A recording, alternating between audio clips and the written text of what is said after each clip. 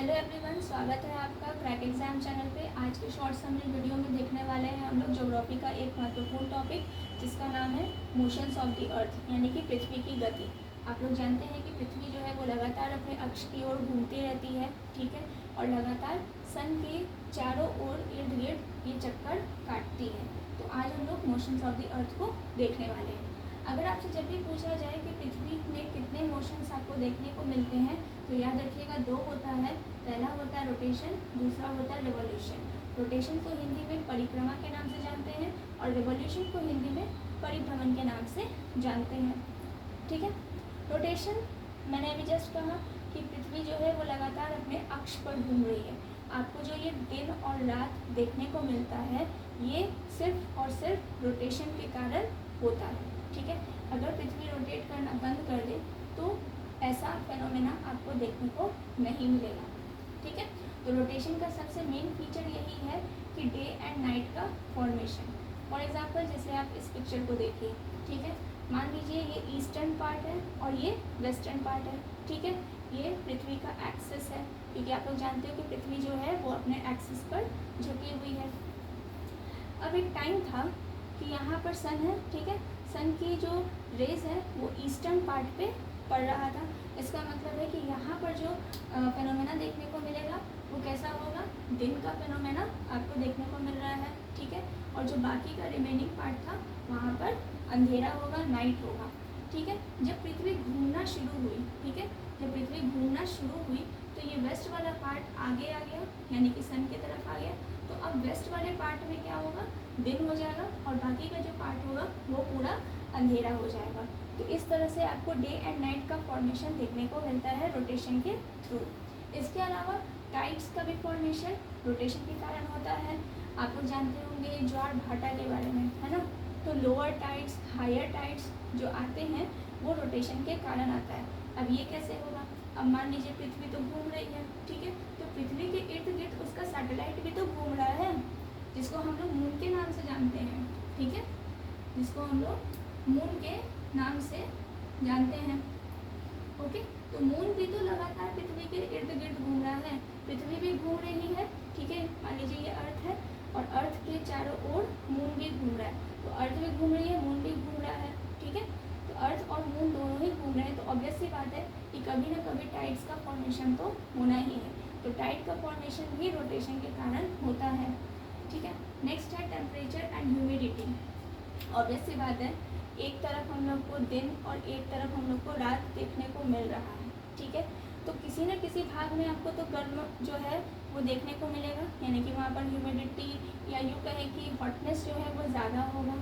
जैसे मान लीजिए ये ईस्टर्न पार्ट है, ठीक है, ये ईस्टर्न पार्ट है, सन का रेस ईस्टर्न पार्ट पे पड़ रहा है, तो ये वाला जो जगह होगा वो कम्प्लीटली गर्म होगा, ठीक है।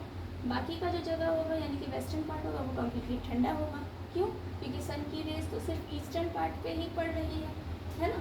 तो ईस्टर्न वाला पार्ट जो है वो गर्म होगा।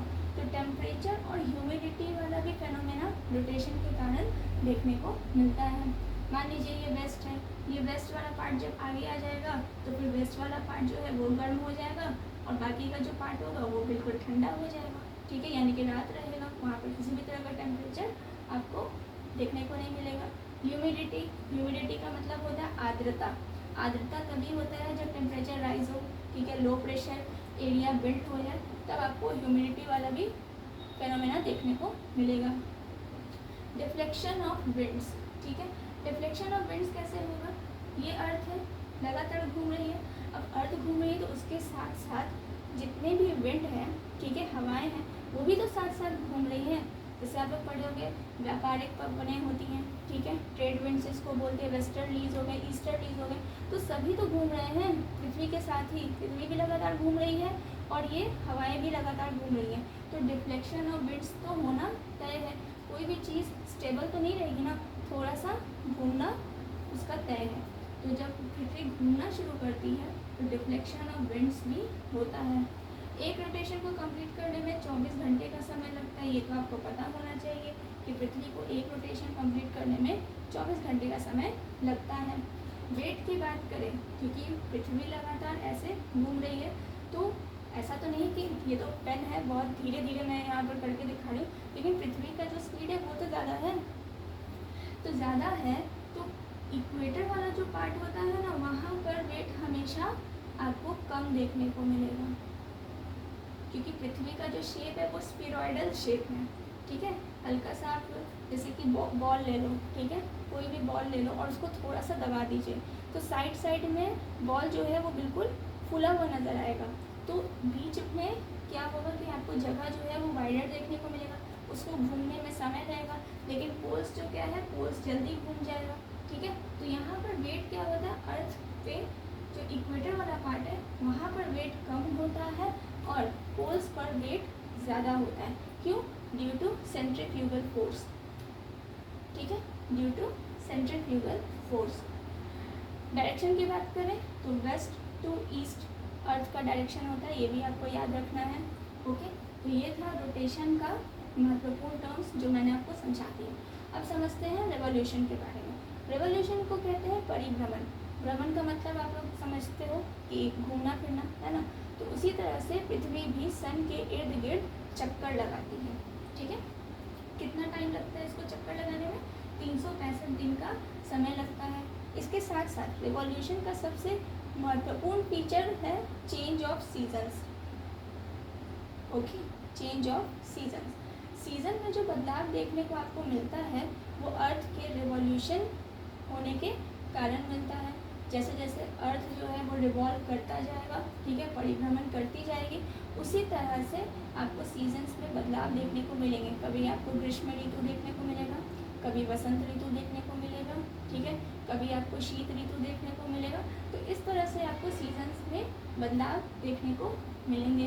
Plus variation in length of day and night. अब ऑब्वियस सी बात है, सीजन में जब बदलाव आता है तो दिन और रात में भी बदलाव आता है। फॉर एग्जाम्पल आप ले लीजिए विंटर सॉल्स्टिस। ठीक है, विंटर सॉल्स्टिस में क्या होता है? विंटर सॉल्स्टिस में होता है कि जो डे वाला जो टाइम रहता है, ठीक है, दिन जो होता है वो छोटा होता है और रातें क्या होती हैं, बड़ी होती हैं। यही होता है ना विंटर सॉल्स्टिस। तो ये कैसे होता है? ये होता है रेवोल्यूशन के कारण, क्योंकि लगातार अर्थ जो है वो सन का चक्कर लगा रही है। तो कभी अर्थ जो है वो सन के बिल्कुल नज़दीक होगा, कभी बिल्कुल दूर होगा। तो जब नज़दीक होगा तब आपको ग्रीष्म ऋतु देखने को मिलता है, जब दूर होता है तब आपको विंटर सॉल्स्टिस यानी कि आपको शीत ऋतु देखने को मिलता है। ठीक है, डे एंड नाइट के लेंथ में आपको डिफरेंस अपने आप नज़र आने लगता है। जैसे कि समर में आपको दिन जो है वो बड़ा दिखाई देगा और रातें छोटी दिखाई देंगी। विंटर में क्या होता है, दिन छोटे होते हैं और रातें बड़ी होती हैं। ठीक है, तो variation of the length of day and night ये भी किसके कारण होता है? रिवॉल्यूशन के कारण। अब दो और फेनोमेनन हैं, उसके बारे में पढ़ लेते हैं। पहला है पेरिहेलियन, दूसरा है अपहेलियन। पेरिहेलियन 3 जनवरी को होता है, क्वेश्चन हमेशा पूछा जाता है तो इसीलिए याद रखिएगा। पेरिहेलियन 3 जनवरी को होता है। इसमें क्या होता है कि पृथ्वी जो है वो सूर्य के सबसे नज़दीक होती है, यानी कि सूर्य और पृथ्वी के बीच जो डिस्टेंस होता है वो सबसे कम होता है। ठीक है, अपहेलियन इसमें क्या होता है, पृथ्वी जो है वो सूर्य से बहुत दूरी पर रहती है, लार्जर डिस्टेंस पे रहती है, और ये फेनोमेनन आपको 4 जुलाई को देखने को मिलता है। तो ये था आपका शॉर्ट समरी में motions of the earth. I hope कि आपको समझ में आया हो। अगर वीडियो अच्छा लगा है तो please like, share and subscribe ज़रूर करें और अपना कमेंट्स भी हमें ज़रूर शेयर करें। मिलते हैं अब नेक्स्ट वीडियो में, तब तक के लिए thank you and good bye.